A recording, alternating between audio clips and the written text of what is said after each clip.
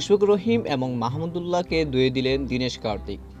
মাহমুদুল্লাহ এবং মুশফিকুর রহিমের সমালোচনা করে দীনেশ কার্তিক বলেন যে বাংলাদেশের দৃষ্টিটা এখন বড় পরিসরে রাখা উচিত, কারণ তারা কেবল দুই একটি দ্বিপক্ষিক সিরিজ জিতলেই খুশি। আমি ভেবেছিলাম মুশফিকুর রহিম এবং মাহমুদুল্লাহ রিয়াদ 2023 ওয়ার্ল্ড কাপে বিশ্বকাপের পরই অবসর নিয়ে ফেলবে, কিন্তু তারা আমাকে বিস্মিত করেছে। আমি আসলেই এখনও তাদের দেখে বড় ধাক্কা খেয়েছি।